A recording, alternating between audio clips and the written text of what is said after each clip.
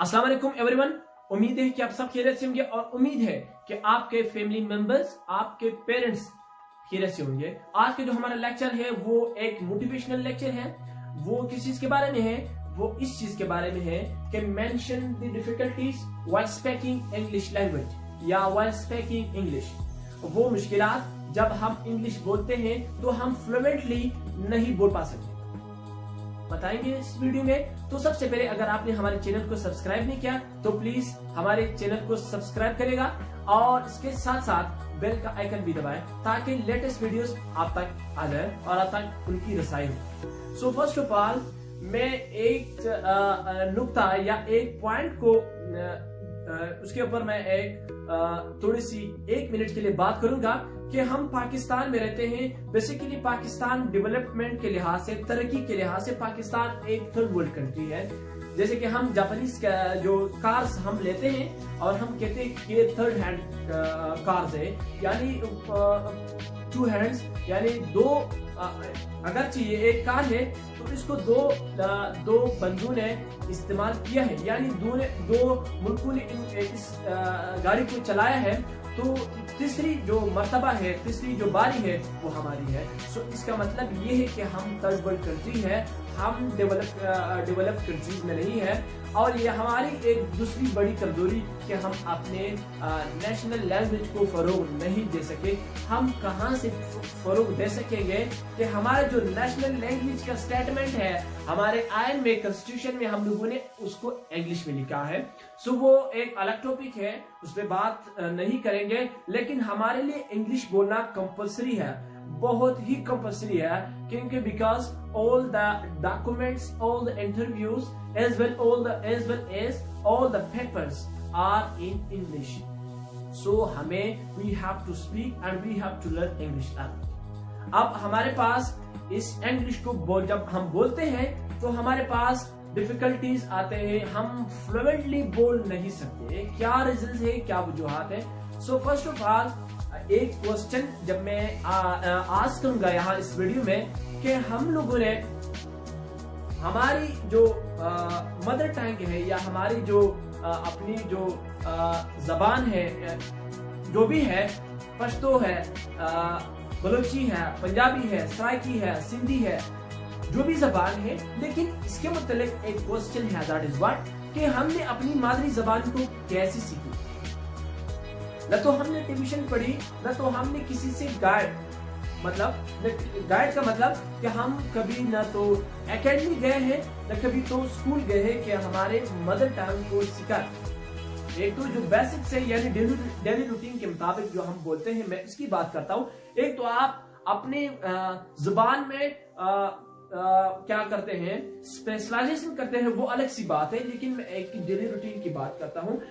तो हम लोगों ने उस अपनी जबान को इस चीज से सीखा कि हम लोग अपनी जुबान, यानी जब हम बच्चे थे, हम छोटे थे, तो हमारे सामने अपने पेरेंट्स, हमारे जो पेरेंट्स थे, वो जो बोलते थे उन अल्फाज के पीछे वो एक्शंस भी करते थे।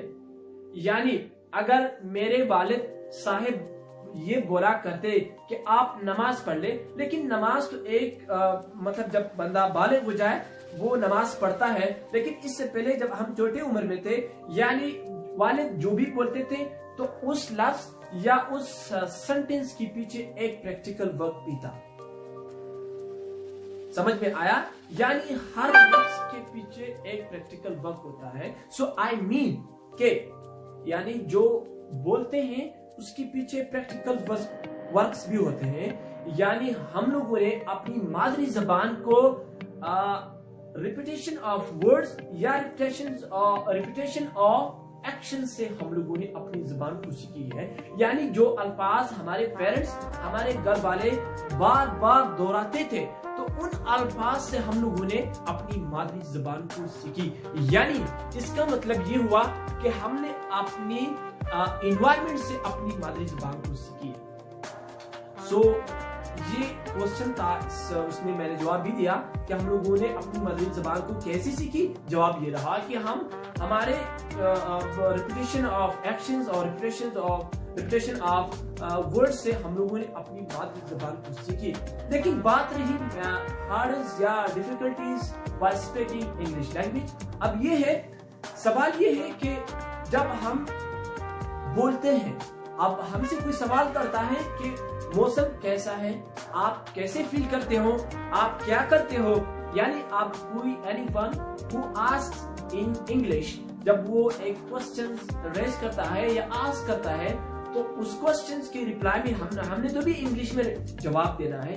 सो यहाँ पर एक बड़ी वजह वो ये है कि हम जिस जवाब के यानी हम जिस सवाल के जवाब में हम अल्फाज बना रहे हैं या हम अल्फाज अपने माइंड में क्रिएट कर रहे हैं, तो उसको हम इस तरह करते हैं कि फर्स्ट हम अपनी मादरी जबान में सोचते हैं कि उसने कहा कि मौसम कैसा है या आप क्या कर रहे हो, तो उस सवाल के बरअक्स उसके रिप्लाई में हम जब जवाब देते हैं, सो फर्स्ट ऑफ ऑल हम अपनी मादरी जबान में सोचते हैं। ठीक हो गया? यानी जब अब देखो फ्लुएंसी कैसी आएगी, यानी नहीं आ सकती जब हम अपने जो फर्स्ट ऑफ ऑल हम किसी ने क्वेश्चन किया, अब जवाब दे रहे हैं, हम पश्तो में सोचते हैं कि अभी उसने ये कहा, देन हम इसको उर्दू में ले आते हैं, यानी जो हमारा नेशनल लैंग्वेज है। ठीक हो गया? या हम इंग्लिश या उर्दू के बगैर फर्स्ट हम अपनी मादरी जबान में सोचते हैं, फिर उसके बाद अगर हम इसको नेशनल लैंग्वेज में नहीं लाए ना, फर्क नहीं है, लेकिन उसके बाद हम इंग्लिश में ट्रांसलेट कर देते हैं। तो ये जो सबसे बड़ी वजह है वो ये है कि हम फर्स्ट ऑफ ऑल जब सोचते हैं उस सवाल के जवाब के लिए, तो हम अपनी मादरी जबान में सोचते हैं, लेकिन हम डायरेक्ट इंग्लिश में नहीं सोचते। ये सबसे बड़ी वजह है कि हम जब इंग्लिश बोलते हैं फ्लुएंसी नहीं आ सकती। फ्लुएंसी कहां से आएगी? जब हम पहले अपनी मादरी जबान में सोचते हैं, देन हम कन्वर्ट कर देते हैं उन अल्फाज को इंग्लिश। ठीक हो गया? अब हमारे लिए इंग्लिश बोलना कंपल्सरी है, क्योंकि मैंने फर्स्ट मेंशन किया कि हमारे जितने भी डॉक्यूमेंट्स है, जितने भी इंटरव्यूज है या जितने भी रिटन टेस्ट होते हैं वो इंग्लिश में है। So we have to learn English language, that is too compulsory for us, यानी हमारे लिए इंग्लिश बहुत ही कंपल्सरी है। अब हम इसके बारे में बात तो करने जा रहे हैं कि हम उनको मेंशन करते हैं जितनी भी डिफिकल्टीज है। तो फर्स्ट ऑफ ऑल मैंने ये बताया कि हम सोचते हैं अपनी मादरी जबान में, तो ये हमारे लिए सबसे बड़ी प्रॉब्लम क्रिएट कर देता है। यानी हम उसको अपनी मादरी जबान में पहले सोचते हैं, देन हम कन्वर्ट करा देते हैं इनको इंग्लिश। ठीक हो क्या? अब सवाल दूसरा ये है कि हम सोचते हैं, अब सोचने के बगैर आप कभी नहीं बोल सकते। ठीक हो गया? यानी जब हम सोचते हैं वो है एक स्टेटमेंट है कि हम स्टेटमेंट का मैं एक तशरीह कर देता हूं कि हम जब हम किसी चीज के बारे में सोचते हैं, अगर आपके माइंडसेट में या मेरे माइंडसेट में उस लफ्ज की कहानी ना हो या उस एक्शन की कहानी ना हो या उस एक्शन का नाम ना हो, तो हम कभी नहीं बोल सकते। ये बहुत ही अहम जुमला है कि हम हमारे दिमाग में या हमारे जहन में या हमारे दिल में जिस चीज के बारे में हम बोलते हैं उस चीज का नाम होएगा, उस चीज का खाका होगा या नाम हमारे माइंड में होगा, देन हम उसके बारे में सोच करते हैं और हम उसके बारे में बोलते हैं या रिप्लाई कर देते हैं या स्टेटमेंट बनाते हैं या ऐसे वैसे जो भी है। यानी हमारे दिमाग में उस लफ्ज की कहानी या उस लफ्ज का नाम के बगैर हम कभी नहीं सोचते। ठीक हो गया? यानी हमारे लिए अब ये जो मुश्किल था जो मैंने मेंशन किया, तो इसके लिए ये जरूरी है कि जब वो क्वेश्चन करेगा तो आप डायरेक्ट इसको इंग्लिश में बोले या इंग्लिश में सोचे, आप रिप्लाई दें। अब इसके लिए क्या क्या जरूरी है? जब आप डायरेक्ट इंग्लिश में बोलते हैं तो इसके लिए ये तो भी मुश्किल हो गया। डायरेक्ट इंग्लिश में बोलते हैं, आप मादरी जबान को जब बोलते हैं, अब वो इस टॉपिक से थोड़ा हटकर बोलते हैं कि इसके बारे में मैं तकरीबन 1 मिनट के लिए बात करूंगा कि हम जो भी सवाल करता है, लेट्स सपोज इंग्लिश को एक बात छोड़े, अगर आप से अपनी मादरी जबान में कुछ सवाल करते हैं तो डायरेक्ट आंसर आपके ज़हन में आ जाता है। आपने ये अल्फाज कहाँ से बनाए, सवाल ये है क्योंकि ये अल्फाज आप जब से पैदा हुए हैं, ये अल्फाज रिपीट होते जा रहे हैं, ये इतने पक्के हो गए कि जब वो क्वेश्चन ऑन द स्पॉट करेगा आप उनको रिप्लाई दे सकोगे। अपनी मादरी जबान की बात करता हूँ, यानी इतनी आपने प्रैक्टिस किए हैं, इतनी आपने अपनी जुबान पे काबू पाया है कि आप ऑन द स्पॉट उसको जवाब दे सकते हो। अगरचे वो जवाब आपको मालूम हो, मैं एक अल्फाज की बात करता हूँ, उस जवाब को देने के लिए आपके पास अल्फाज होना चाहिए। यानी मैं एक फ्लुएंसी की बात करता हूँ, एक नॉलेज की बात नहीं करता हूँ कि उस सवाल के बारे में आपके पास नॉलेज है या नहीं, लेकिन मैं एक फ्लुएंसी की बात करता हूँ कि आप ऑन द स्पॉट आपको रिप्लाई देते हो। तो इसका मतलब ये है कि आपने अपनी जुबान की इतनी प्रैक्टिस की है कि ऑन द स्पॉट आप उसको आंसर दे सकोगे। ठीक हो गया। अब ये जो अपनी मादरी जबान के बरक्स आप इंग्लिश को कैसे बोल सके, आप फ्लुएंसी कैसे लाए, तो उसके लिए हमें क्या करना चाहिए। अब हमें क्या करना चाहिए, इसके लिए ये है कि हमने इन्वायरमेंट बना ली है। इन्वायरमेंट से मुराद क्या है कि आपने प्रैक्टिस करने ही इंग्लिश।